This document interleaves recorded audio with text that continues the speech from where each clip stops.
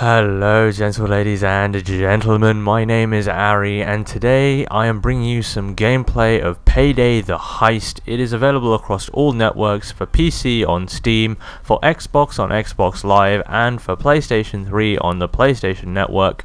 It is basically where you go around robbing banks, and you can do it with 4-player co-op or with 3 humans or whatever, however many people you got. It's a really fun game. It makes you think. It's not quite as straightforward as just point and click.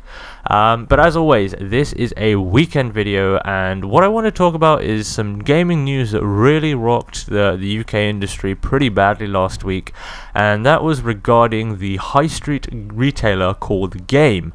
And I guess the closest comparison I can give is probably GameStop, I would think. I'm not fully sure, but I assume that's probably the closest comparison. But Game actually went into administration last week.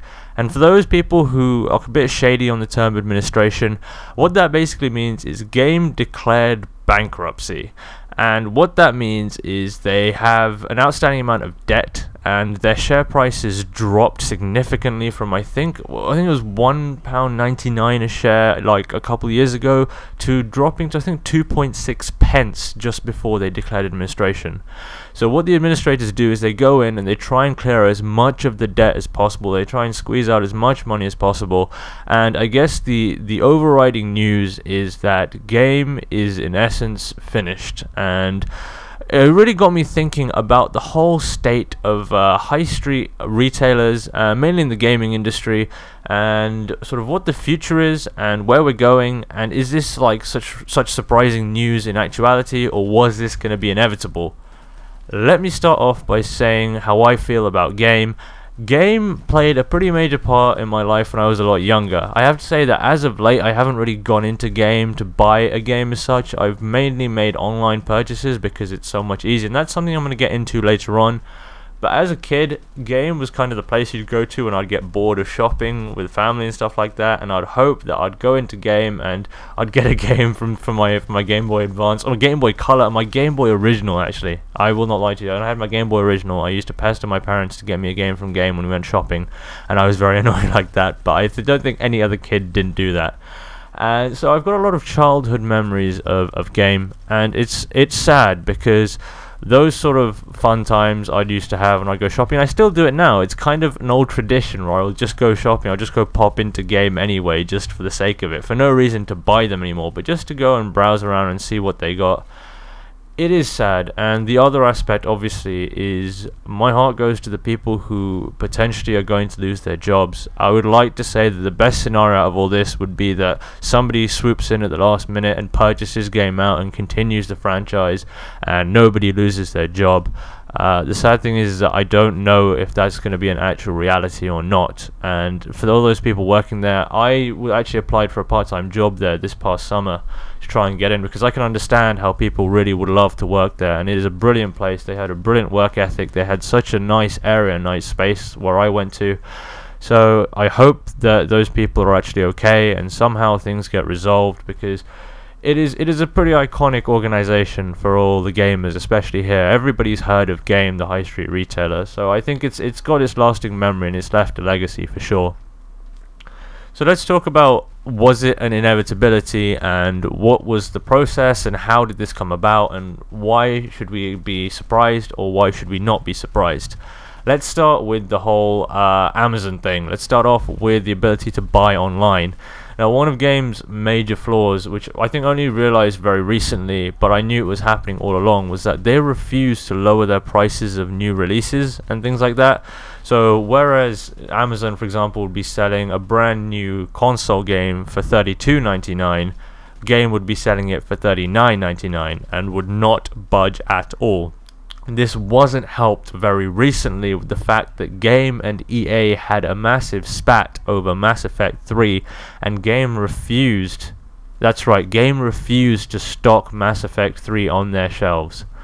Now that's pretty big. That's especially for such a big release, and it's the end of the series, and I know people have complained about the ending and whatever, but people didn't know that when it came out first and foremost, so that was a major loss in itself.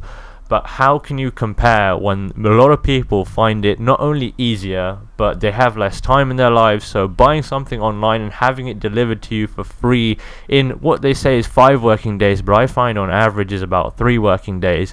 Why would you not utilize that service, especially if it's cheaper with free delivery? And if you really want that delivery, you could pay like £3 more for first class delivery, and it will still be cheaper than buying it from the retailer.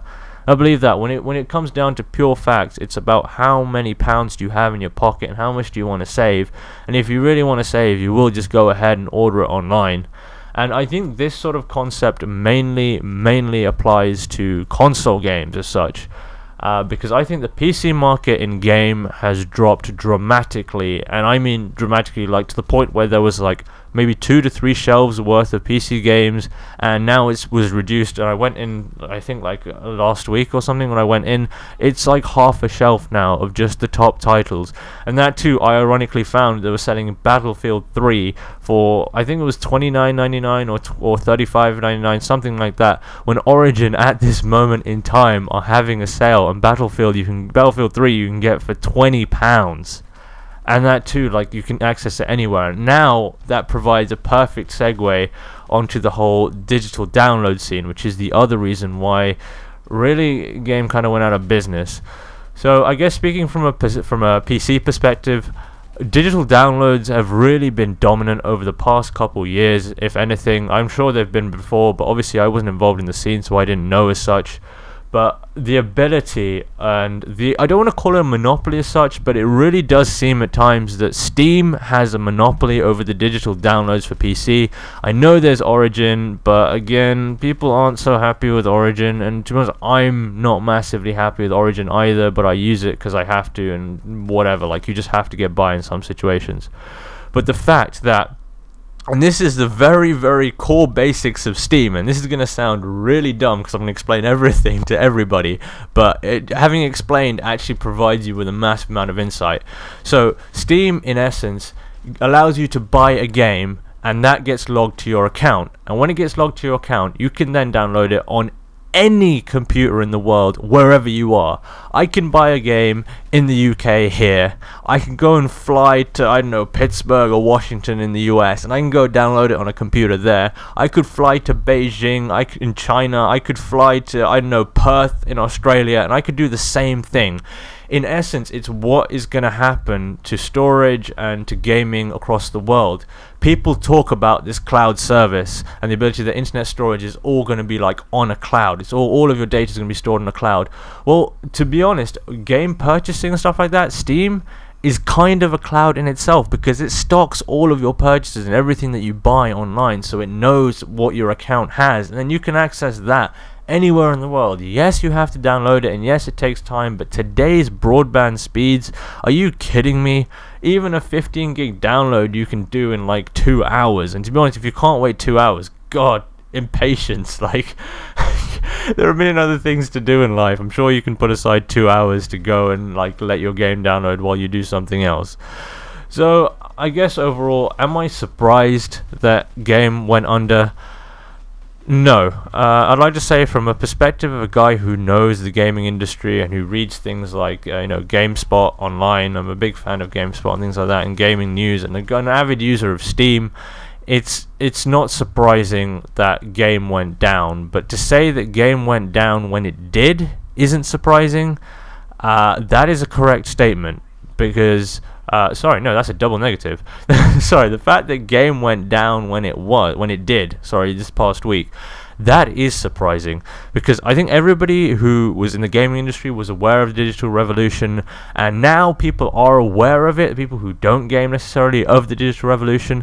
But even the people that knew about this whole digital change and the fact that, on high street gaming and stuff is going downhill, I don't think anybody expected. I think Game is the largest gaming retail store like in the UK, but I don't think that anybody in their right mind would have said, oh, 2012, mid-March, they're gonna go downhill, like it's gonna finish. No, it's not something that was expected to happen. And the fact that this week they're trying to scramble together £180 million to pay back at least £20 million in rent. Like, that's insane. That those debts have been compiling for a very long time. This isn't an all of a sudden situation. But anyways, that's gonna do it for this week's video. I hope you all enjoyed. Leave us a like if you enjoyed the video. It really helps the channel grow. We're really picking up some steam right now, and your comments have been so helpful, and you guys have been incredible. Don't forget, the Facebook and Twitter page will be in the description. That is your guys' page. You guys can write on the Facebook and tweet us. We will reply. Check it about twice a day anyway, so you will get a reply by the end of the day. But anyway, thank you all for watching. This has been Ari, and I'll see you all soon.